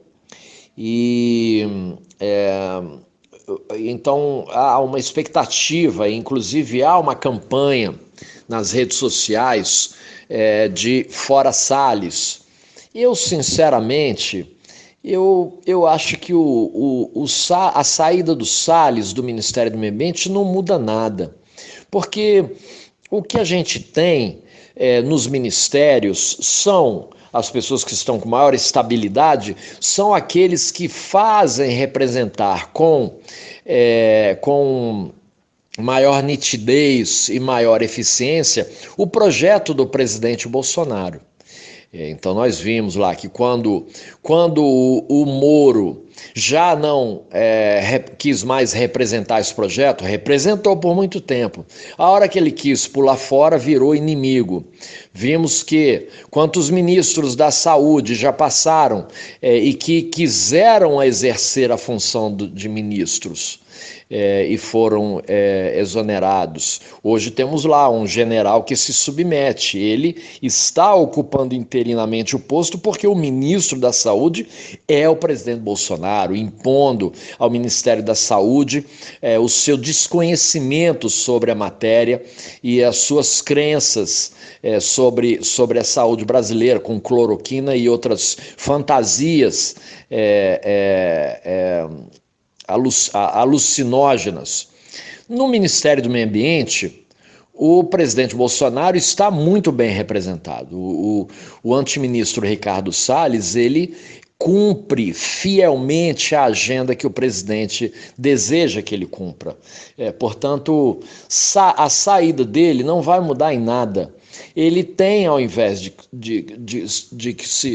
que vá para fora, é que ele tem que responder pelas ações dele e eu espero fielmente que a Justiça, que o Ministério Público e a Justiça consigam configurar várias dessas ações como ações criminosas, ações que atentam contra a legalidade, contra a Constituição brasileira, contra as regras que garantem a proteção do meio ambiente. Então, que ele vá para dentro de uma cadeia e não para fora do governo, porque não creio que isso vá mudar nada em relação ao que tem acontecido até hoje. Por falar em Salles, Rogério, o ministro do Meio Ambiente anunciou que a Floresta Nacional de Brasília, a Flona, atualmente sob responsabilidade do Instituto Chico Mendes de Conservação da Biodiversidade, será concedida à iniciativa privada junto com o Parque Nacional. Ele explicou que o Ministério trabalha para que a concessão seja realizada ainda neste ano. Que problemas esse tipo de concessão pode trazer às nossas florestas, Rogério? Pois é, Anderson, eu acompanho essas discussões e num determinado momento o governo anunciou que estava incluindo as unidades de conservação num programa de desestatização. Isso deixou muita gente preocupada. Depois surgem algumas notícias e algumas interpretações avaliando que o governo irá privatizar as unidades de conservação, mas quanto a isso eu não tenho uma visão contrária. Não a esse discurso, é evidente, porque a gente tem uma construção discursiva e tem as medidas concretamente adotadas. Então a construção discursiva ela é equivocada, porque não há desestatização de unidades de conservação, não há privatização de unidades de conservação. Então o discurso está equivocado, está errado. Agora, a concessão de unidades de conservação à iniciativa privada, ela é uma política pública que está prevista pela legislação sobre conservação, pela legislação ambiental. As florestas nacionais, apesar de ter esse nome, elas são uma categoria de conservação que tem como finalidade a exploração florestal, a exploração de madeira. Então, a ideia das florestas nacionais, muitas vezes as pessoas podem confundir, muitas vezes, não, geralmente as pessoas confundem. Vamos pegar aqui um exemplo. O Parque Nacional da Tijuca é uma floresta nacional? Não. Não é. Porque a Floresta Nacional é uma categoria de conservação tal qual o Parque Nacional, com suas especificidades. Um parque nacional é uma unidade de conservação voltada para o uso público, para preservação dos recursos naturais, com o uso público das suas áreas. Portanto, para valorizar a proteção a partir do contato direto com a natureza. Então, o Parque Nacional da Tijuca, a gente vai para passear, para fazer trilha, para fazer um piquenique, para tomar um banho de cachoeira, para andar de bike, enfim, para ter atividades de lazer, esporte, em contato com a natureza. Algumas práticas religiosas permitidas, né, em razão do sagrado da natureza, a representação do sagrado que tem na natureza. Já a Floresta Nacional não, ela é uma unidade, o parque é uma unidade de proteção integral. A Floresta Nacional é uma unidade de uso sustentável, voltada exatamente para a exploração florestal, porém na forma de um manejo florestal sustentável. Então você pode tirar a madeira, mas você não derruba a floresta, não é a mesma coisa que sair desmatando. Você tira apenas aqueles indivíduos maiores, dividindo a área, de forma que você tenha módulos, que você possa explorar esses módulos até o momento em que, quando você esgota a exploração do último módulo, você volta ao primeiro e ele novamente terá árvores do tamanho permitido para o corte. Então, esse tipo de exploração econômica não é o Estado que faz, é o privado. Então, as florestas nacionais, elas devem ser concedidas para a iniciativa privada para que ela opere a retirada de madeira, porque nós precisamos de madeira, e nem toda a madeira pode tirar de floresta plantada, tem alguns tipos de madeira que se tira de florestas naturais, e é feito no modelo de concessão. Já com relação a parques nacionais também, que está dizendo na sua pergunta, né, você cita a questão do Parque Nacional, os parques nacionais, eles oferecem, como eles são unidades de uso público, eles devem oferecer serviços aos visitantes que não são serviços passíveis de serem oferecidos pelo Estado. Porque o Estado não tem essa finalidade econômica. Então, nessas unidades de uso público, as atividades oferecidas aos visitantes, em grande parte, devem ser oferecidas pela iniciativa privada. Se você vai lá no Parque Nacional do Iguaçu, todo o sistema de controle de entrada, dos acessos, os transportes internos são operados por iniciativa privada. Para você fazer o passeio lá daquele barco que vai embaixo das cataratas, é iniciativa privada. Para você se hospedar no hotel localizado dentro do parque, o hotel é do Estado, o hotel é público, mas ele é operado por um privado, porque não é papel do Estado operar um sistema de hotelaria. Então você pode ter pousadas, você pode ter hotéis, você pode ter serviços de esportes radicais, arvorismo, os guias de trilhas, enfim, uma infinidade de serviços que são passíveis de serem prestados dentro de unidades de conservação, mas que devem ser prestados pela iniciativa privada. Aqui na Tijuca, nós tivemos uma excelente experiência, porque tínhamos aquele antigo Hotel Paineiras, abandonado há décadas, né, caindo aos pedaços, e nós conseguimos, a partir da minha gestão como superintendente no IBAMA, lá nos idos de 2006, 2007, retomar o hotel, porque ele estava na mão da Universidade Veiga de Almeida. Retomamos o hotel para o poder público e abrimos um edital de reforma para um concurso de projetos. Um projeto ganhou, depois a gente abriu um edital para concessão do espaço para exploração pela iniciativa privada, porque aí ela assume os custos da reforma, adotando as medidas que visam melhorar o atendimento da visitação, e sem dúvida aquele equipamento é fundamental para a visitação pública. As pessoas que iam para lá, não só os turistas, mas mesmo os cariocas que iam nos finais de semana para andar, passear pelas paineiras, tomar um banho de cachoeira, não tinham um banheiro para usar ali naquela região, não tinha um lugar para tomar uma água, comprar um café, para fazer uma refeição, para comprar uma lembrança, e hoje tem aquela estrutura, aquele grande equipamento que tem todos esses serviços operados pela iniciativa privada. E isso nos permitiu também, como poder público, ampliar nossas instalações para aquela região e, com isso, aumentar o alcance do atendimento dos serviços de conservação, que esses, sim, conservação, fiscalização, controle e monitoramento, que são atividades típicas de Estado. Essas não são passíveis de concessão. Mudando um pouquinho de assunto, Rogério, nós tivemos a informação de que o Ministério da Agricultura liberou na última semana mais 38 agrotóxicos genéricos para utilização nas lavouras. Deste número, são 25 pesticidas químicos e 13 biológicos. Só em 2020 já são 235 novas autorizações publicadas. Isso é algo absolutamente sem precedentes na nossa história, Rogério.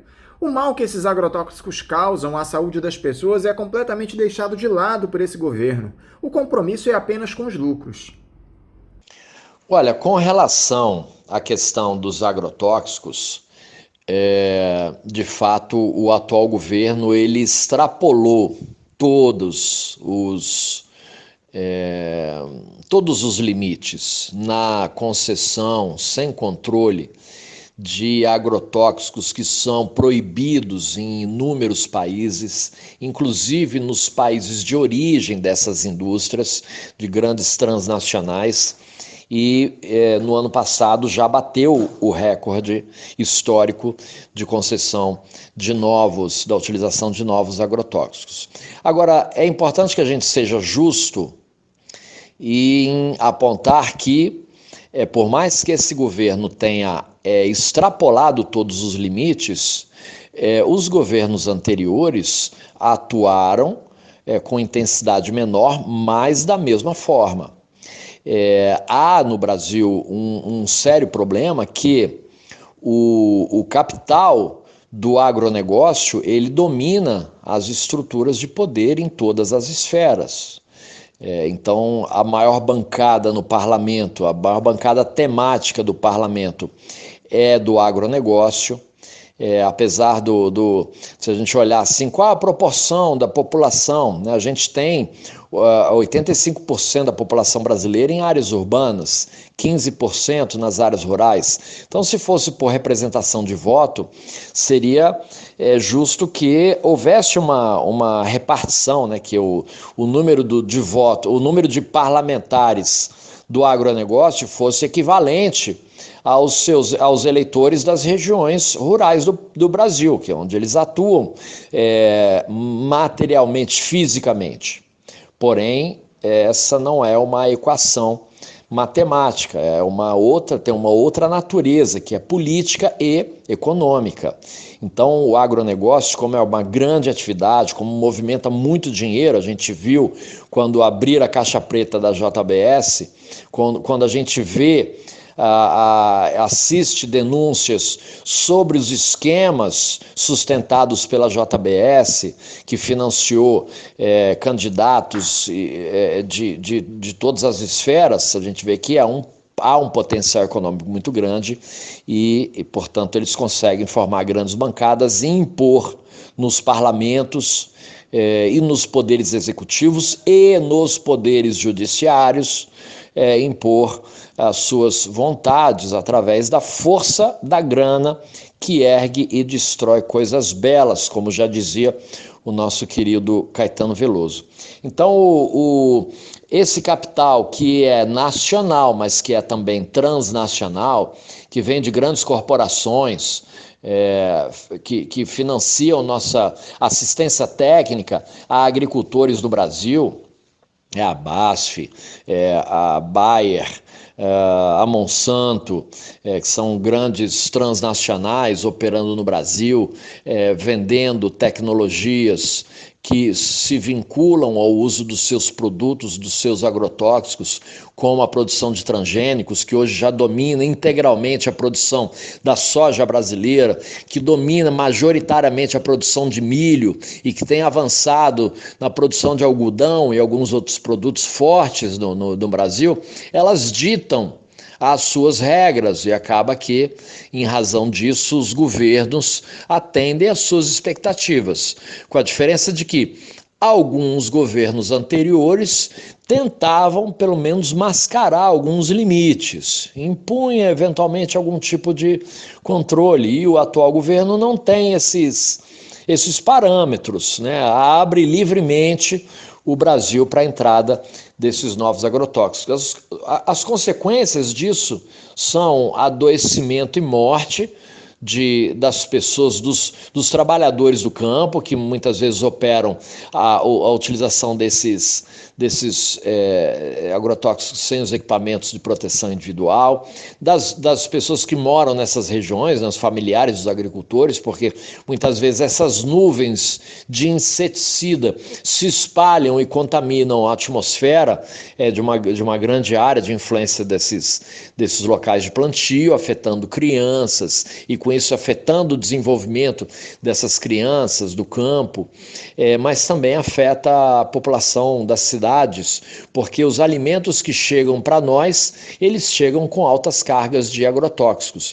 Então, o câncer, que é uma doença que mata em grande escala, é hoje uma realidade muito presente em razão da quantidade de agrotóxicos que nós crescemos consumindo. Então, pessoas que têm hábitos saudáveis, não fumam, não bebem ou bebem pouco, praticam esportes e comem comidas consideradas saudáveis, como saladas, legumes, frutas, em abundância, e pensam estar saudáveis, muitas vezes são acometidas por cânceres que se originam exatamente da quantidade de agrotóxicos, de veneno, presente nessa alimentação. Então essas são as consequências.